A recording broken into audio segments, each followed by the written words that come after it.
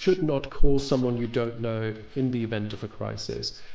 So half the battle is won before. Yes, anticipation, and even before that, of course, prevention, and having a proper crisis playbook in place. Usually, large organizations have two types of crisis playbooks. One is sort of, let's say, business continuity. If the server explodes, how do we ensure that we can continue our business? The other one is the crisis communications part. So what do we actually say when these scenarios happen, at least in the first instance, to then actually dive deep and understand what's going on.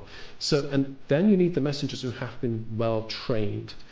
So that's very important, and I wouldn't recommend going to an outside person, someone like me or someone like Gordon, and let them speak on your behalf. It should be the leadership of the business, but they should be prepared and they should be trained to do this. Otherwise, things can go seriously wrong, as we've seen in certain crises. Tony Hayward comes to mind at BP, the Gulf spill. Is it called American Gulf now? I think so. The spill, if you remember, and one of the reasons why he was sacked is that essentially he said, yeah, I want my life back.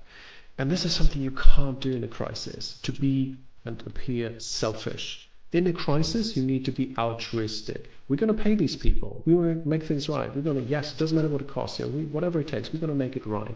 That's the right kind of message, not I want my life back because I'm working quite a lot and it's really stressful for me, right?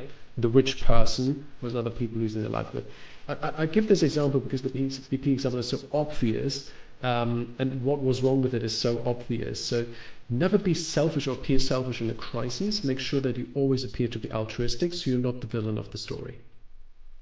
It really is about trust, isn't it? I mean, at every level. And so the moment you bring in an outsider, or the moment the person who's speaking for the company is showing the signs of interests other than the audience interest, you undermine that trust. Yeah.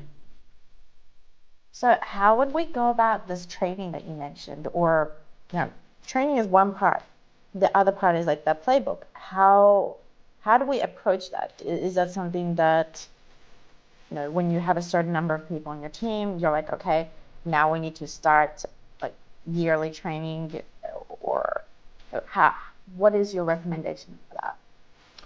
Yeah, absolutely. So you start with the manual, the playbook. That is the beginning, because you need to actually test this in a simulation. So first step is you